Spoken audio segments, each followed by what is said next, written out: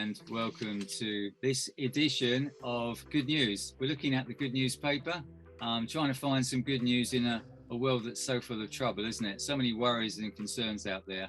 Particularly good edition this month. We're looking at things like food banks and the world's largest humanitarian airline, both run by Christians. So we're going to look at that to find some hope in this troubled world of ours.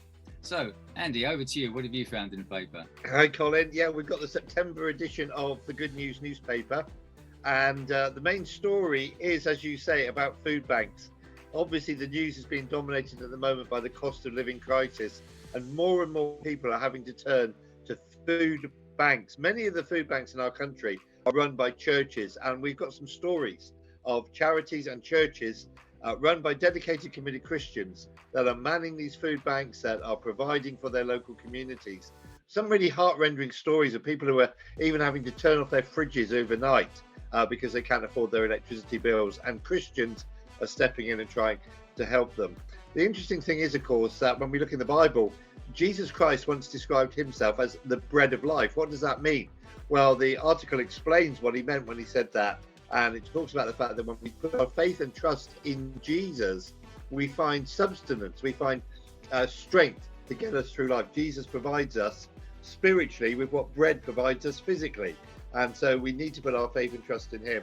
And perhaps this is a message to people today who are really struggling with life. There is hope, there is an answer, and it's to be found in Jesus. So this is the front page of the paper this month. Really good article, challenging article, and an article that links us back to Jesus, who said, "I am the bread of life."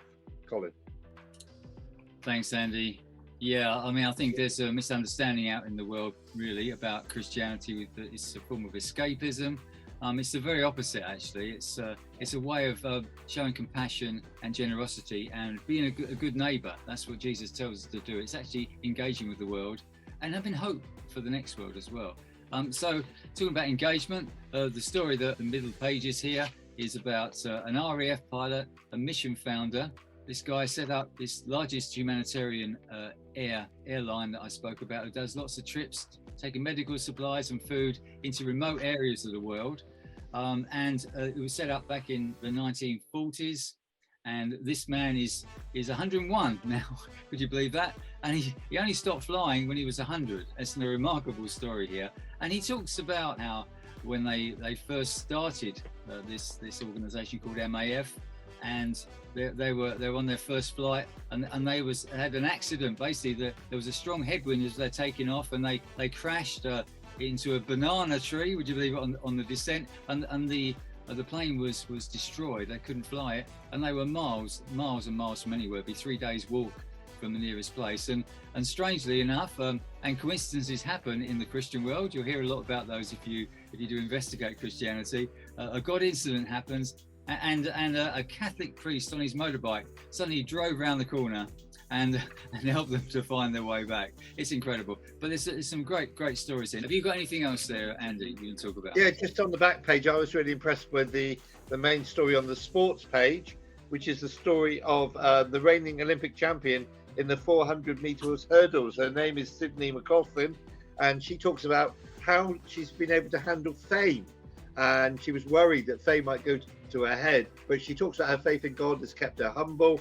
And she talks again about the fact that, a bit like the first story, faith in God has given us strength to endure and to run. I was reminded of Eric Liddell, who said, "When I run, I feel God's pleasure."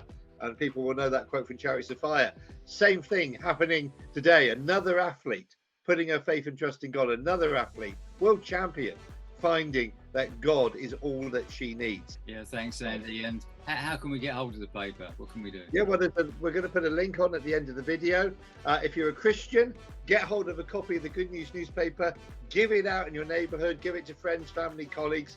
If you're someone who's not sure about your faith, if you're someone who's questioning, do I have a relationship with God or not, get hold of the paper, find out through reading the stories of people who do have a relationship with God, what God can do for you and how Jesus can be real in your life. Follow the link at the end of the video. We'll send you a free copy. Thanks, Colin. Thank you.